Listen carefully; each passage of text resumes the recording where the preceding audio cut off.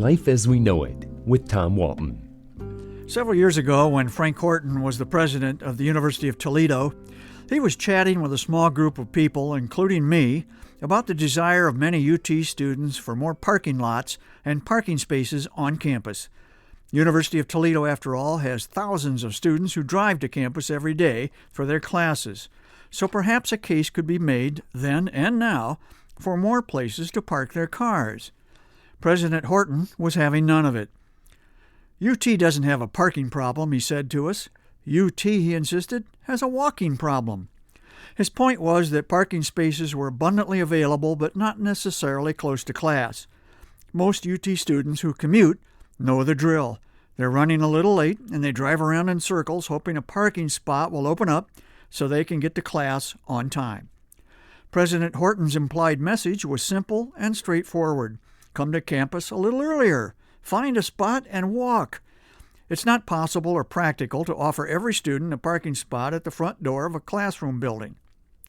The conflict between the UT students and the university administration is a common one heard at college campuses across the land. Similar gripes are voiced at Bowling Green State University, although BGSU has always been more of a residential school than a commuter school. At the risk of upsetting today's college students, I agree with what President Horton said back in the day, and I agree with similar sentiments expressed by college administrators today. My wife and I have season tickets to Bowling Green State home basketball games, and I see BGSU's walking problem every game. When the university's new basketball arena, the Stroh Center, opened 5 years ago, I remember expressing concern that the student section was too small. 2 bleacher sections at the west end of the court were designated for students, and one of those was set aside for the pep band.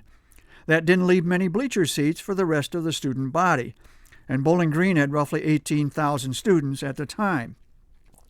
Basically, I was told that if student demand was substantial enough, an additional section of the arena would be designated for their use. Turns out it was not an issue. Barely 4 or 5 students show up most game nights. This is Division I college basketball, and while it might not be Duke or North Carolina, it's still pretty good and excellent entertainment. Before the Stroh Center opened, the Bowling Green Falcons played their home games in Old Anderson Arena, near the center of campus and an easy walk from the dormitories. Hundreds of students attended, and most nights the joint was rocking. The Stroh Center, on the other hand, is a bit of a hike from the campus green.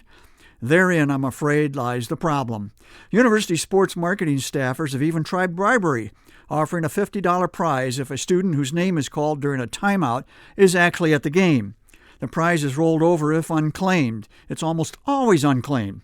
After all, what are the odds that with a student body of almost 20,000, the winning student is there?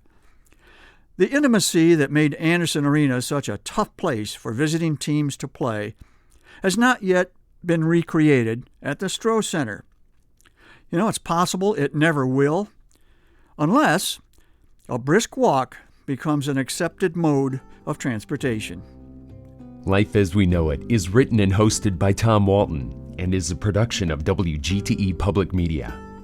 Life as We Know It with Tom Walton can be heard on WGTE FM 91 every Monday afternoon during All Things Considered at 5:44 p.m. or hear past episodes at wgte.org/life.